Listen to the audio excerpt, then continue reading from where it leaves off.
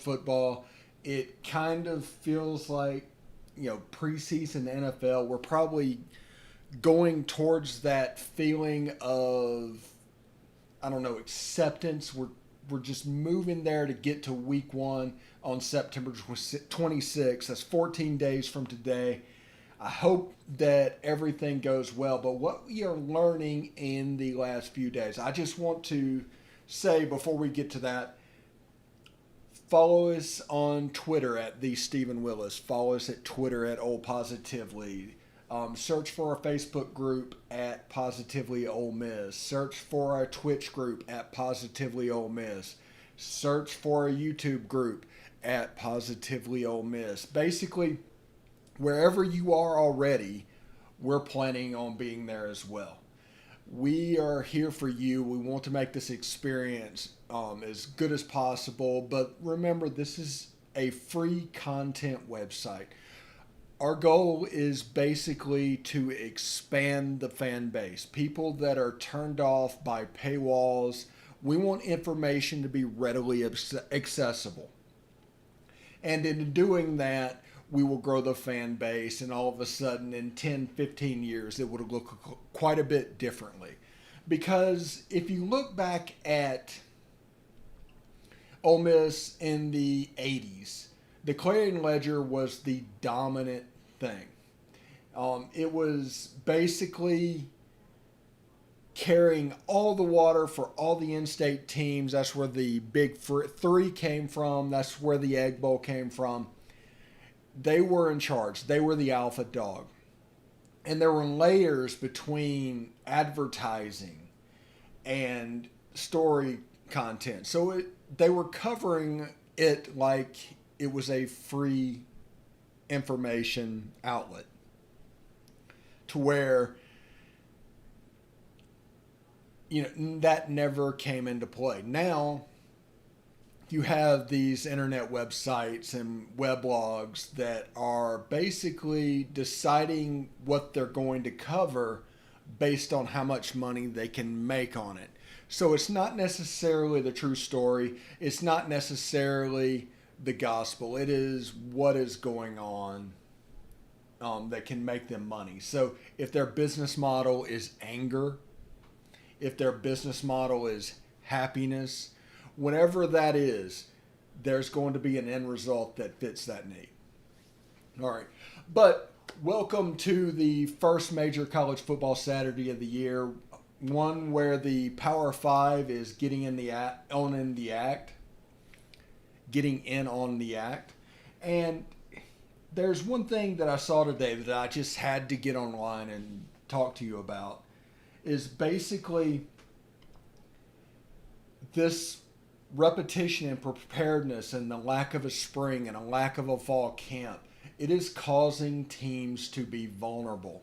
Arkansas State beat Kansas State today. Louisiana and Billy Napier dominated Iowa State. I mean, just dominated them. The first ever road ranked win. Now, whenever they look at it, are people going to say, hey, yeah, you beat them, but that was in a pandemic? No.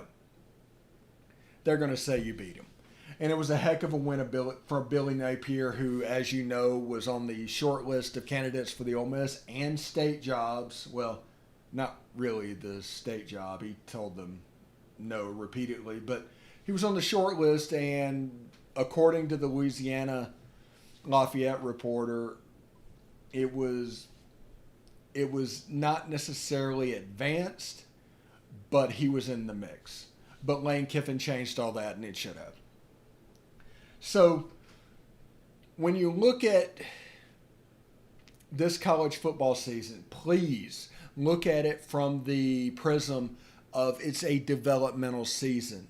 It's a 10-game developmental season. Use it to paint all the pictures that in your head that you need to with this football season. But this is one without consequences. You don't lose any eligibility, and the coaches aren't going to get run off unless you're Jay Hobson at Southern Miss. So just remember that. I'm currently watching the Duke-Notre Dame game, and Duke just scored to make it 17-13. They kicked the extra point, and are now down 4. I don't agree with that call. They should have really went for it. But, I mean, that is the David Cutcliffe, Matt Luke. That tree model is very much by the numbers. This is what you do. Now, I say that to tell you, I don't expect Ole Miss to do that.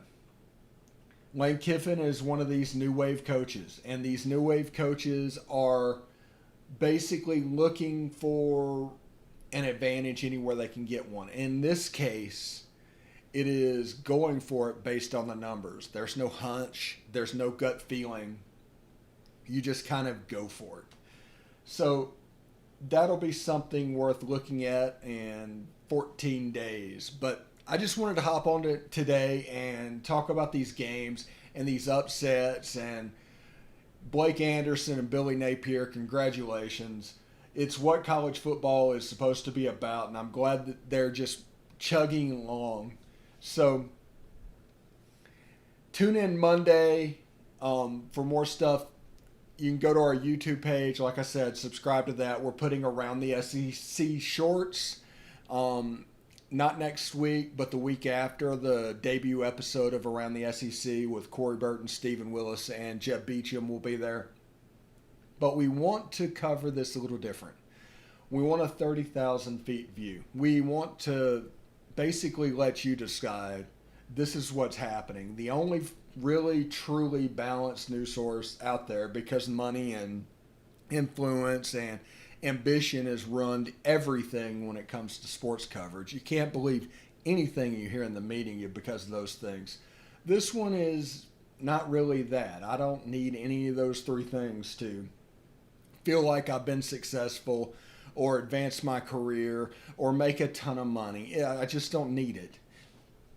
But this is going to be a fun ride. We're going to start going step by step.